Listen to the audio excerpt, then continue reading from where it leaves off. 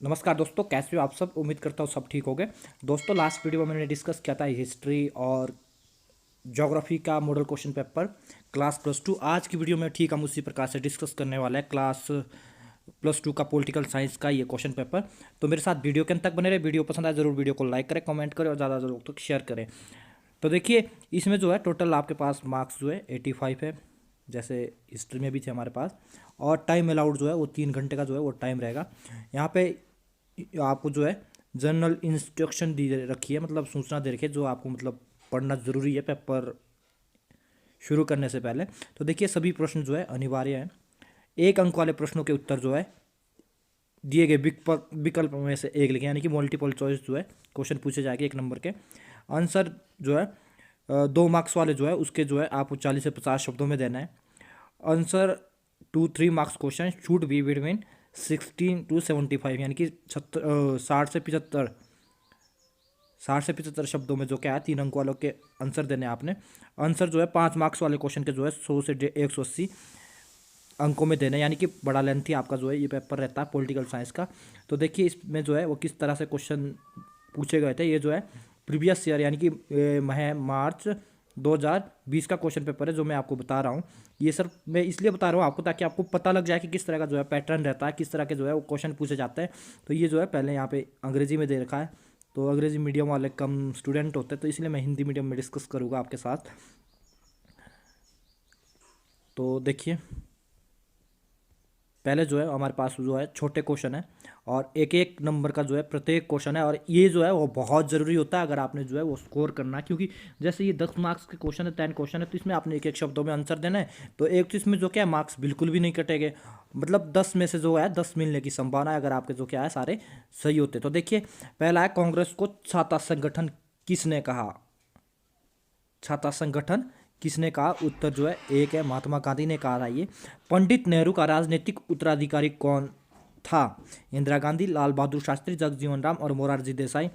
वो था लाल बहादुर शास्त्री। अब मैं यहाँ पे जो है आपको आंसर इसलिए बता रहा हूँ ताकि आपको आइडिया लगे कि किस तरह से जो है आपने पर अटेम्प्ट करना है और किस तरह से आप जो मतलब अटेम्प्ट करके जो क्या अच्छे मार्क्स ले सकते हैं। नहीं तो ओनली मैं जो क्या आपको क्वेश्चन बताता, पर थोड़ा थोड़ा मैं आपको यहाँ पे आंसर भी बता रहा हूँ कि अगर आप इस तरह से मतलब आंसर दोगे तो आप जो है अच्छा स्कोर कर सकते हैं और अच्छी परसेंटेज अपनी जो है बोर्ड परीक्षा में बना सकते हो।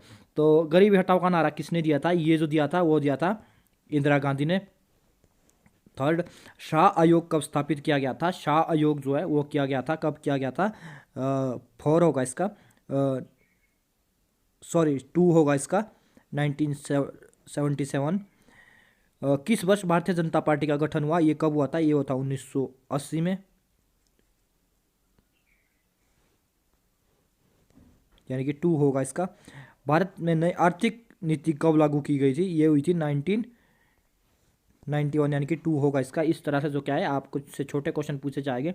गोंदरा कांड कब हुआ था। गोंदरा कांड कब हुआ था, ये हुआ था 2002 में, यानी कि 4 जो ऑप्शन है वो सही होगा। 2002 हमारे पास आंसर है।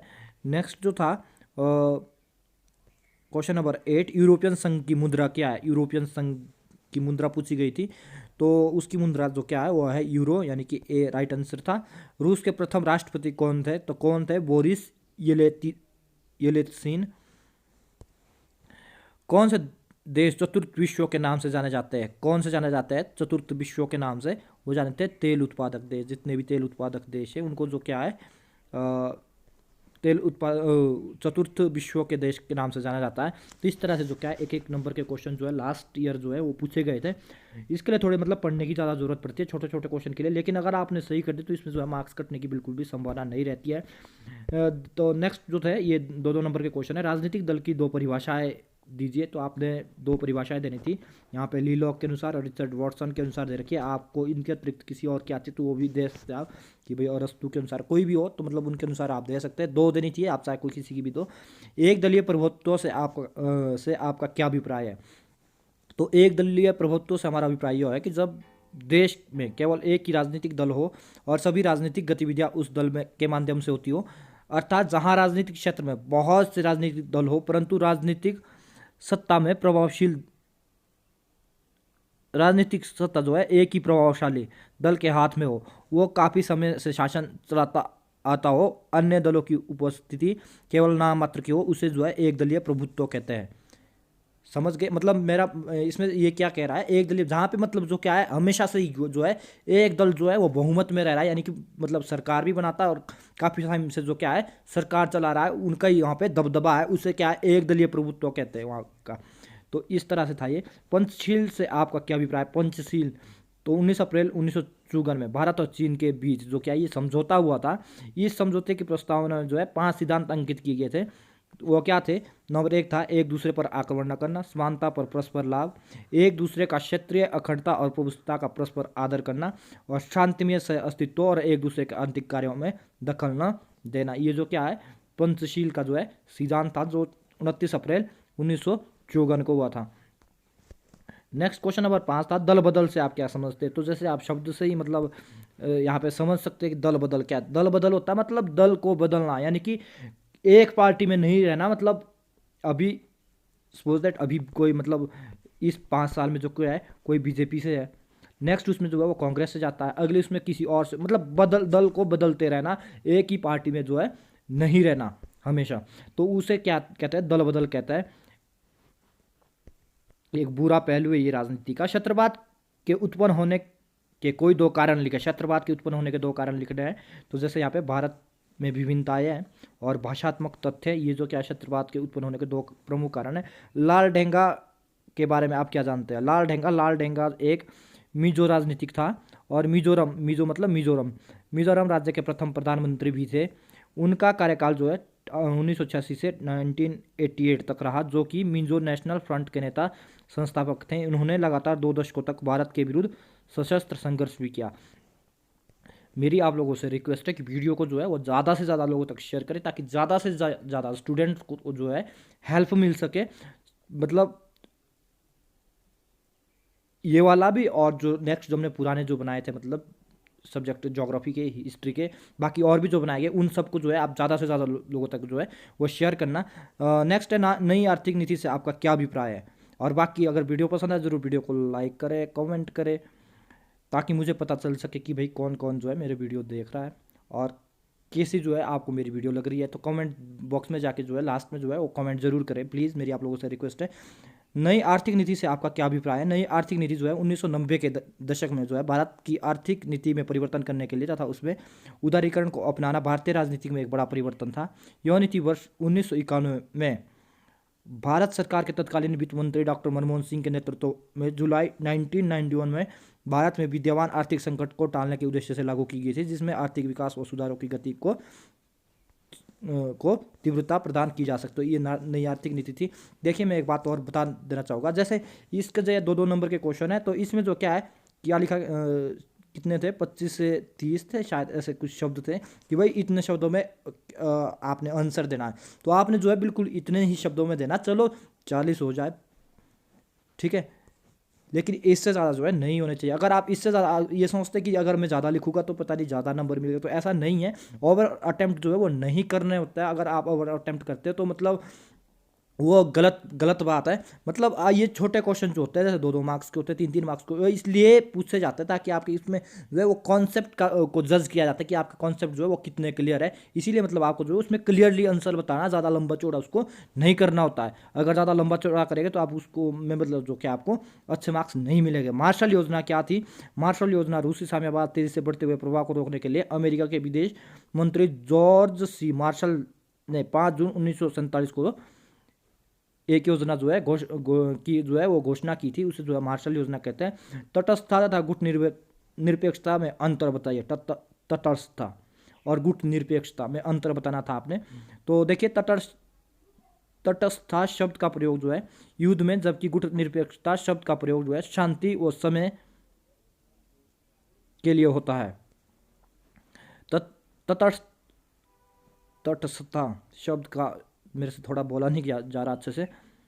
तटस्थता शब्द का प्रयोग अंतर्राष्ट्रीय कानून में, जबकि गुट निरपेक्षता शब्द का प्रयोग जो है अंतर्राष्ट्रीय संबंधों के संदर्भ में किया जाता है। गुट निरपेक्षता मतलब क्या होता है? गुट निरपेक्षता किसी भी गुट में भाग नहीं लेना, अपने आप को मतलब अलग रखना, वह है गुट निरपेक्षता। गुट निरपेक्षता नीति क्या है? ये क्वेश्चन भी है, बहुत इंपॉर्टेंट है, काफ़ी बार जो है उसमें पूछा जा चुका है एग्जाम में। सार्क के उद्देश्य लिखे। सार्क सार्क के क्या उद्देश्य है? साउथ एशिया का जो ये एक संगठन है, यह है दक्षिण एशिया में जन समुदाय के कार्यों को बढ़ावा देना, इस क्षेत्र के देशों में सामाजिक आर्थिक विकास की प्रक्रिया को बढ़ावा देना, विभिन्न क्षेत्रों में आपसी सहयोग सहायता को प्रभावकारी बनाना और अंतर्राष्ट्रीय क्षेत्रीय संगठन को का सहयोग स्थापित करना। बस आपने इतना इतना लिखना जितना मतलब मैं यहाँ पे बता रहा हूँ, इतने मतलब अगर आप लिखोगे तो 2 नंबर के लिए इतना मतलब काफ़ी सारा है, तो आपके नंबर जो है वो अगर नहीं कटेंगे मतलब आपको पूरे पूरे नंबर जो है मिलेंगे। बाकी थोड़ा ये पेपर जो है वो थोड़ा लेंथ होता है, तो स्पीड का जो है आपने ध्यान रखना है, राइटिंग स्पीड का। संयुक्त राष्ट्र संघ के प्रमुख अंगों के नाम क्या है भाई? जैसे महासभा है, सुरक्षा परिषद है, आर्थिक सामाजिक परिषद है, न्याय संहिता है, न्याय का अंतर्राष्ट्रीय और न्यायालय है और सचिवालय है। सुरक्षा के नए खतरों के नाम बताइए। सुरक्षा के नए खतरों के नाम, तो जैसे विश्वव्यापी निर्धनता है, विकसित एवं विकासशील देशों में असमानता है, अनबैलेंस है, आतंकवाद है, वैश्विक ताप वृद्धि और पर्यावरण प्रदूषण है। शक्ति संतुलन का अर्थ बताएं। शक्ति संतुलन, शक्ति संतुलन अंतर्राष्ट्रीय राजनीति में हम शक्ति संतुलन से यह अर्थ लेते हैं कि देशों में आपसी संबंध इस प्रकार से स्थापित किए जाए कि कोई भी देश या गुट बहुत अधिक शक्तिशाली स्थिति न प्राप्त कर ले और आसपास के छोटे तथा कम शक्तिशाली देशों पर अपना प्रभाव जमाने या उन पर आक्रमण या अपने भू क्षेत्र को मिलाने की कोशिश ना कर सके। यानी कि शक्ति का संतुलन बना लेना चाहिए, यानी कि सब जो है एक समान हो, कहीं मतलब कोई ज़्यादा ही शक्तिशाली ना बन जाए, कोई ज़्यादा ही वो मतलब गरीब ना रह जाए। तो ये जो है शक्ति संतुलन का मतलब जो है ये लिया जाता है यहाँ पे। वैश्वीकरण से क्या समझते हैं? वैश्वीकरण, ग्लोबलाइजेशन। वैश्वीकरण अर्थ जो है वह खुला बाजार, प्रौद्योगिकी, राष्ट्रीय अर्थव्यवस्था। यानी कि वैश्वीकरण जो है मतलब एक अर्थव्यवस्था को जो है विश्व से जोड़ना, सिंपल शब्दों में विश्व से जोड़ना जो क्या है वो वैश्वीकरण कहलाता है, ग्लोबलाइजेशन कहलाता है। पूरे उससे कोई भी योजना है उसको भाई विश्व स्तर पर ले जाना। कोई प्रतियोगिता है या मार्केटिंग है, मतलब कुछ भी चीज़ हो वो वैश्वीकरण है, मतलब ग्लोबलाइजेशन करना उसका। वैश्वीकरण के उदय से कोई 2 कारण बताइए। उदय के कोई कारण बताइए, वैश्वीकरण के कोई 2 कारण उदय के, कि भाई वैश्वीकरण उदय कैसे हुआ, क्या कारण थे उसके 2। तो देखिए सबसे पहला आधुनिक सूचना और तकनीक का विकास। आधुनिक सूचना और तकनीक का विकास हुआ तो पूरा जो वर्ल्ड है, पूरा जो अर्थ है हमारा जो क्या है, एक मतलब जितनी भी कंट्रीज एक मतलब हमारे क्या है एक गांव की तरह कनेक्ट हो चुके हैं मतलब टेक्नोलॉजी से। तो आधुनिक सूचना तकनीक का जो है विकास हुआ। औद्योगिकरण व बहुराष्ट्रीय कंपनियों का आगमन और अंतर्राष्ट्रीय संस्थानों की स्थापना हुई, जैसे WHO है, UNO है, मतलब इस तरह के जो क्या है अंतर्राष्ट्रीय जो संगठन है उनका जो क्या है इसमें महत्वपूर्ण रोल रहा है। वैश्वीकरण में भारत की भूमिका का वर्णन करिए। वैश्वीकरण वाला जो है ग्लोबलाइजेशन वगैरह, प्राइवेटाइजेशन जो मतलब ये जो टॉपिक है वो बड़ा इंपॉर्टेंट है, इसको थोड़ा ध्यान से देख ले आप। देखिए यहाँ पे भी जो है 3 क्वेश्चन पूछे गए हैं और अब हमेशा ही जो है इससे जो है क्वेश्चन आते हैं इस चैप्टर से। भारत में निजी क्वेश्चन है, प्रश्न नंबर 17, वैश्वीकरण में भारत की भूमिका का वर्णन करें। भारत की क्या भूमिका है वैश्वीकरण में? भारत ने निजी क्षेत्रों को प्रोत्साहन दिया है, जो वस्तुएं राज्य एक अधिकार में थी उन्हें जो है निजी क्षेत्र के लिए खोला गया है। ठीक है। भारत में अप्रवासी भारतीयों को बढ़ावा दिया है और कई बहुराष्ट्रीय कंपनियों ने भारत में जो है वो निवेश किया है, यानी पे बहुत जो है बाहर की जो कंपनियां वो यहाँ पे जो है क्या है प्रवेश हुई है। भारत में निजी बैंकों को खोलने की नीति अपनाई और बहुत से विदेशी बैंकों ने अपने बैंक भारत में जो है स्थापित किए। भारत ने उद्योग नीति में भी परिवर्तन किया, कई देशों के साथ जो है मुक्त व्यापार संधियों में जो क्या है भारत जो है शामिल हुआ। भारत ने उदारीकरण की नीति को जो है अपनाया। उदारीकरण मतलब एक दूसरे के साथ जो क्या है उदार भावना रखना, उसको उदारीकरण कहते हैं। ये भी क्वेश्चन बनता है। नेक्स्ट है द्विराष्ट्र सिद्धांत से आपका क्या अभिप्राय? द्विराष्ट्र सिद्धांत पाकिस्तान की मांग के आधार द्विराष्ट्र सिद्धांत था। द्विराष्ट्र मतलब 2 राष्ट्र, 2 राष्ट्र। 1936 में लीग ने मुंबई अधिवेशन में समय लीग के अध्यक्ष सर बाजीर हुसैन ने कहा था कि इस विस्तृत द्वीप में रहने वाले हिंदू और मुसलमान 2 जातियां नहीं बल्कि इस सिद्धांत को पूर्ण रूप से विकसित करने का श्रेय जो है वो जिन्ना को जाता है। मोहम्मद अली जिन्ना जो थे उन्होंने 1940 में लाहौर अधिवेशन में पाकिस्तान की मांग करते हुए कहा था कि हिंदू और मुसलमान वास्तव में 2 धर्म नहीं बल्कि 2 भिन्न भिन्न सामाजिक व्यवस्थाएं है। और नेक्स्ट जो है क्वेश्चन नंबर 19 जो है वो शिमला समझौते पर नोट लिखना था। ये जो है वो 1972 में जो क्या है हुआ था, 3 जुलाई 1972 में पाकिस्तान के प्रधानमंत्री जुल्फिकार अली भुट्टो और प्रधानमंत्री श्रीमती इंदिरा गांधी, भारत की जो पीएम थी, इसमें जो है वो कुछ जो है वो समझौते किए गए थे। जैसे यहाँ पे जो है दे रखे हैं, दोनों देश जो है 30 दिन के अंदर अपनी सेनाएं अंतर्राष्ट्रीय सीमा पर ले जाएंगे। दोनों देश आपसी सेवा और विवादों को आपसी बातचीत द्वारा शांतिपूर्ण ढंग से हल करेंगे।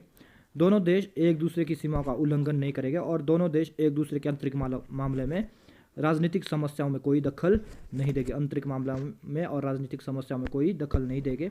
और नेक्स्ट त्रिशंकु संसद से आप क्या समझते हैं? ये भी क्वेश्चन बहुत इंपॉर्टेंट है, काफ़ी बार क्वेश्चन पूछा गया है।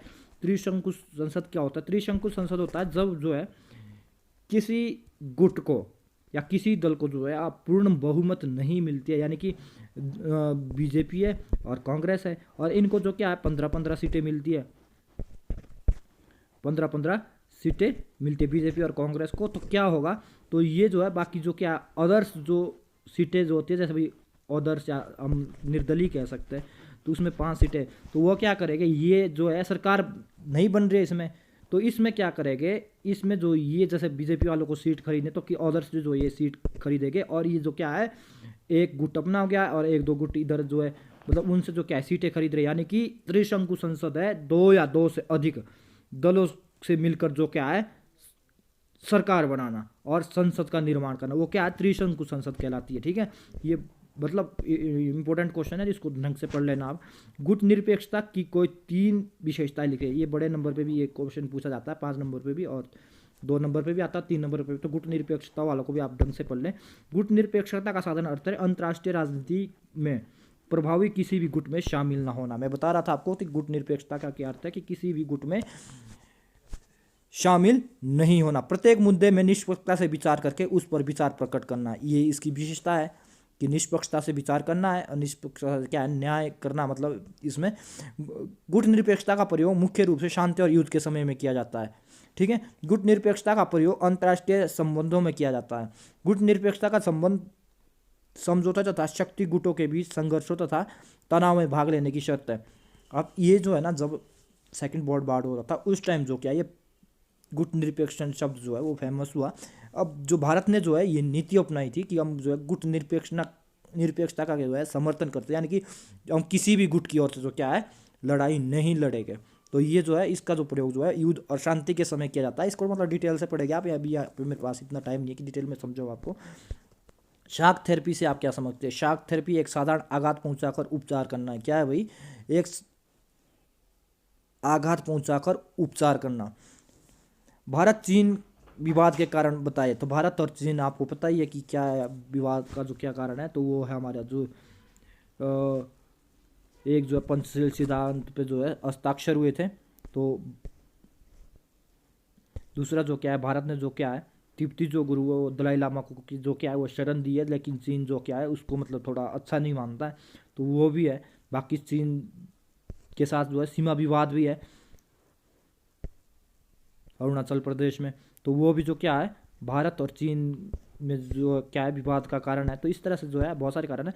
हरित क्रांति से आपका क्या अभिप्राय? ये भी बहुत इंपॉर्टेंट क्वेश्चन है। हरित क्रांति जो है तो ये जो जैसे 1965 में जो क्या है कृषि में जो अचानक जो फसल उत्पादन में जो वृद्धि हुई थी, वो तकनीक का प्रयोग हुआ था, उसमें क्या है जो भी मतलब तरीके अपनाए गए थे उन सभी की वजह से जो क्या है कृषि उत्पादन में जो क्या बढ़ावा, उसको जो क्या है एक हरित क्रांति का नाम दिया गया था। MS स्वामीनाथन को जो क्या है इसका फादर कहा जाता है भारत में। और अगर मतलब ये जो क्या क्वेश्चन है वो 1 नंबर पे भी आ सकता है कि भारत में हरित क्रांति के जनक कौन है, और वो है डॉक्टर MS स्वामीनाथन। और विश्व में जो थे वो थे डॉक्टर नॉर्मन ई बोरलॉग थे। ये जो है सबसे पहले जो है उत्तरी भारत का जो गंगा का मैदान था वहाँ पे जो है वो शुरू हुई थी। ये जो क्वेश्चन है वो बिल्कुल 4 नंबर का क्वेश्चन है, ये 4 या 5 नंबर का ऐसा कुछ है। अब स्टार्टिंग में हमें मतलब मुझे याद नहीं है कि 24 से 25 तक, लेकिन जो है आप यहाँ पे देख लो, पहले बाद में देख ले कि वो कितने नंबर के थे, ये 24 और 25 नंबर का क्वेश्चन। तो उसमें जो क्या है तो हरित क्रांति के जो है जब हुआ तो उसमें जो क्या है अच्छे बीजों का प्रयोग किया गया था। ठीक है, लैंड जो होती है उसमें जो क्या बढ़ावा हुआ था, यानी कि कृषि के लिए जो ज़मीन जो थी उसमें जो है मतलब नई ज़मीनें तैयार की गई। ठीक है, फर्टिलाइज़र का प्रयोग हुआ उसमें, खाद वगैरह का, ठीक है। मतलब कईयों तरीके अपनाए गए, सिंचाई के साधनों का जो है वो विकास किया गया, जिसकी वजह से जो क्या है हरित क्रांति आई, और जो क्या है उत्पादन में जो क्या है एक मतलब आश्चर्यजनक वृद्धि हुई। गेहूं और चावल पे जो है इसका ज़्यादातर प्रभाव पड़ा था हरित क्रांति। लेकिन जो ये जो है इसके जो है सकारात्मक और नकारात्मक दोनों तरह के जो है वो प्रभाव देखने को मिले। जैसे सकारात्मक प्रभाव क्या आते हैं, हरित क्रांति के कारण जो है भारत आत्मनिर्भर बनने में अग्रसर हुआ, ठीक है। उत्पादन अच्छा हुआ तो भारत जो क्या है जैसे भूखमरी थी वो थोड़ी कम होने लगी, आत्मनिर्भर की और भारत जो है आगे बढ़ने लगा। हरित क्रांति के कारण भारत में जो है तीव्र कृषि का विकास करने वाले राष्ट्रों में जो है अग्रणी बन गया, ठीक है। स्वतंत्रता प्राप्ति से लेकर 1970 से 30 वर्षों तक खेती उत्पादन की क्षमता जो है 30% के आस मतलब टोटल जो है कृषि उत्पादन जो बढ़ा। हरित क्रांति के कारण भारत में पहली बार जो है उच्च गुणवत्ता वाले बीजों का भी प्रयोग किया गया, सिंचाई के साधनों और बड़े बड़े बांधों का भी निर्माण हुआ। इस काल में जो है उन्नत कृषि उपकरणों का यानी कि कृषि जो है टेक्नोलॉजी की सहायता से होने लगी। अच्छे अच्छे इक्विपमेंट्स जो है लोगों ने जो क्या है प्रयोग किए, मशीनीकरण होने लगा, ट्रैक्टराइजेशन होने लगा। हरित क्रांति के कारण जो है विदेशी ऋणों में जो है अदायगी करने में भी सक्षम हुआ। यानी कि इसके अतिरिक्त और भी बहुत सारे इसके जो कारण है जो सकारात्मक रूप से पड़े और हरित क्रांति के। लेकिन जो जहाँ पे जो क्या है मतलब इसको जो एक अच्छी क्रांति जो कहा जाता है भारत के अंदर, उसके साथ जो है कुछ वैज्ञानिकों का कहना है कि ये जो क्या है एक विनाश की क्रांति भी थी, क्योंकि जितने मतलब इसके जो सकारात्मक प्रभाव निकले, ठीक है, उतने ही जो क्या है नेगेटिव इफेक्ट भी जो है इसके निकले। जैसे कि क्या हुआ, जैसे हरित क्रांति आने के बाद जो क्या है एक तो मशीनों को जो क्या है अत्यधिक बल दिया जाने लगा, यानी कि मशीनीकरण होने लगा, खेतों में जो है मशीनों का प्रयोग किया गया। तो क्या हुआ, जो रोज लोग थे यानी कि मजदूर थे वो जो क्या है बेरोजगार होते गए, उनको कोई काम नहीं मिलने लगा, ठीक है। दूसरा भाई उत्पादन में वृद्धि हुई, ठीक है, माना कि उत्पादन में वृद्धि हुई, ये इसका एक सकारात्मक प्रभाव था, भूखमरी थोड़ी कम हुई। लेकिन दूसरा इसमें जो नुकसान क्या हुआ, नुकसान ये हुआ कि खेतों में जो है खादों का प्रयोग होने लगा, तो जिसके कारण जो क्या है खाद्यान्न जो है उसके उत्पादन में तो वृद्धि हुई, लेकिन जो उनकी जो गुणवत्ता है वो जो है वो कम होने लगी। तो ये जो क्या है ये भी नेगेटिव इफेक्ट निकला। और नेक्स्ट जो क्या है जैसे और भाई कृषि क्षेत्रों में जो क्या है विकास हुआ, यानी कि कृषि के लिए जो ज़मीन जो है उसको जो है ज़्यादा वो क्या मतलब जैसे बढ़ाने के लिए क्या किया गया, डिफॉरेस्टेशन किया गया, जंगलों को काटा गया, झाड़ियों को काटा गया। तो जो क्या है इसको जो क्या है पेड़ पौधों को जो क्या है वो नुकसान मिला, सॉरी नुकसान उसका जो क्या है नुकसान हुआ। और नेक्स्ट जो क्या है जैसे हम मतलब हरित क्रांति की बात करें तो उसमें जो क्या कृषि के साथ जो क्या पशुपालन भी होता है। तो पशुपालन में क्या हुआ, पशुपालन में भी यही होने लगा कि जैसे मतलब पशुओं में को क्या जो है कृत्रिम तरीके से जो क्या है उनका गर्भधान किया गया, उनको मतलब कईयों सारे मतलब जैसे कैल्शियम वगैरह मतलब खाने के लिए मतलब चीज़ें दी गई, जिससे जो उनके जो दूध में जो क्या है वो वृद्धि हुई। लेकिन दूध में वृद्धि के साथ साथ जो क्या है दूध के जो गुणवत्ता में है वो क्या है कमी आए। बाकी जो क्या है इससे जो क्या है मतलब जो किसानों को जो है वो मतलब बिल्कुल सही जो है रेट वो फसल का नहीं मिला, ये भी एक इसका नकारात्मक प्रभाव बताया जा रहा है। तो मतलब इस तरह के जो बहुत सारे नकारात्मक प्रभाव जो है हरित क्रांति के निकले, जिसके कारण जो है कुछ ही लोगों ने इसको जो क्या है या कुछ वैज्ञानिकों ने इसको क्या है वो विनाश की क्रांति भी कहा, विकास की अपेक्षा जो क्या है विनाश की क्रांति कहा। ये बड़ा क्वेश्चन है तो इसको हम डिस्कस नहीं कर सकते यहाँ पे इतना ज़्यादा। तो 1975 में भारत में लागू किए गए आपातकालीन व्यवस्था के प्रमुख कारणों का वर्णन करें। 1975 में आपातकालीन व्यवस्था के क्या कारण थे? देश की दयनीय आर्थिक स्थिति थी, कीमतों में निरंतर वृद्धि हो रही थी, भारतीय असैनिक सेवाओं के विशेषाधिकारों की समाप्ति, न्यायपालिका से टकराव और रेलवे हड़ताल, श्रीमती इंदिरा गांधी का निर्वाचन रद्द करना और राष्ट्रव्यापी सत्याग्रह की घोषणा करना, ये सारे जो क्या है कारण थे। भारत के विभिन्न किसान आंदोलन का वर्णन करो। तो ये जो क्या है ये बहुत इंपॉर्टेंट है, जितने भी आंदोलन है, और ये 1-2 नंबर में भी पूछे जाते हैं, 3 नंबर में भी, और बड़े में तो आप यहाँ पे देख ही रहे कि बड़े में भी ये क्वेश्चन पूछा गया है। तिभागा आंदोलन था, कृषि आंदोलन, बंगाल के तिभागा आंदोलन बंगाल में हुआ था ये। औद्योगिक मजदूरी वर्ग इससे पृथक रखा गया था, जो मंझोले किसान इससे अलग हो गए थे। इस तरह के आंदोलन का आधार सीमित था और इस आंदोलन को शीघ्र ही पतन हो गया। तेलंगाना आंदोलन था, तेलंगाना में हुआ था। नक्सलवाड़ी आंदोलन था, पश्चिम बंगाल में नक्सलवाड़ी क्षेत्र पे हुआ था ये। आंध्र प्रदेश में भी हुआ था। इस तरह से जो क्या है बहुत सारे आंदोलन थे। 1970 के बाद चलाए गए आंदोलन ये आप यहाँ पे जो है खुद पढ़ लेना। सोवियत संघ के विघटन के कारणों का वर्णन करें। अब सोवियत संघ का जो है विघटन हो जाता है द्वितीय विश्व युद्ध के बाद, तो क्यों होता है उसके जो क्या है मतलब क्या प्रमुख कारण रहे। तो जैसे गिरती अर्थव्यवस्था, युद्ध हुआ तो उसमें जो क्या है बड़ा खर्चा हुआ, तो उनका जो क्या है अर्थव्यवस्था जो है वो गिरती गई। सैन्यकरण पर अधिक बल दिया गया, ठीक है। सोवियत संघ ने अब द्वितीय विश्व युद्ध में जो क्या है सैन्य जो फोर्स होती है उस पर जो क्या है पूरी शक्ति लगा दी, उस पर जो है बड़ा खर्चा किया गया। लोगों में असंतोष की भावना फैल गई। गुट निरपेक्ष आंदोलन की भी जो क्या बड़ी भूमिका रही, क्योंकि जैसे एशियाई देश थे उसमें जो भारत था, बांग्लादेश था, मतलब इस तरह के जो है 3-4 जो देश थे, इंडोनेशिया था, उन्होंने क्या किया गुट निरपेक्षता की नीति अपनाई, जिसका जो मतलब शीर्षक था कि किसी भी गुट में शामिल ना होना, जिसकी वजह से क्या है रूस जो क्या है वो कमज़ोर पड़ गया। गणराज्यों की स्वतंत्र होने की भावना, पश्चिम देशों में भूमिका, जर्मनी का एकीकरण हो गया, जिसकी वजह से जो क्या है एकीकरण हो गया तो वो क्या है भारी पड़ने लगा रूस पे। पश्चिमी देशों की भूमिका रही, वेस्टर्न जो कंट्रीज़ हैं, तो ये इस तरह से जो क्या है ये सारे जो क्या है सोवियत संघ के पतन के जो क्या है कारण रहे। संयुक्त राष्ट्र संघ में भारत की भूमिका का वर्णन करो। तो संयुक्त राष्ट्र संघ जो है, भारत संयुक्त राष्ट्र का चार्टर सदस्य है, संयुक्त राष्ट्र के उद्देश्यों में आस्था रखता है। 1956 में सुएज नहर के राष्ट्रीयकरण के प्रश्न पर जब इंग्लैंड, फ्रांस और इजराइल ने मिस्र पर आक्रमण किया था तो युद्ध बंद करवाने और मिस्र में न्याय दिलवाने में भारत ने सक्रिय भूमिका निभाई थी। जब भी संयुक्त राष्ट्र संघ का कोई भी विवाद सुलझाने, युद्ध बंदी लागू करने में, शांति स्थापित करने में अपनी सेवाएं, इस तरह से रंगभेद की नीति के विरुद्ध संघर्ष किया भारत ने। आर्थिक और सामाजिक समस्याओं के समाधान में भूमिका है भारत के। निशस्त्रीकरण के प्रयासों में भूमिका है। शक्ति गुटबंदी का विरोध है। मानव अधिकारों की रक्षा है। संयुक्त राष्ट्र में भारत का स्थान जो है वो आप जो है ये सारा मतलब आप जो है पढ़ लेना। तो इस तरह से जो क्या है हमारा ये क्वेश्चन पेपर था मार्च 2020 का, क्लास +2।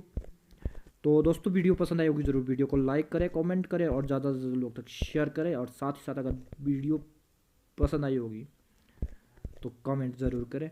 और जिन्होंने जो क्या है वो पहली वीडियो नहीं देखी होगी, क्योंकि मैंने जो है हर सब्जेक्ट के जो क्या है वो क्वेश्चन पेपर जो है आपको बता दिए यहाँ पे, तो वो जो क्या है वो पुरानी वीडियो देख ले। आज की इस वीडियो में बस इतना ही। नमस्कार।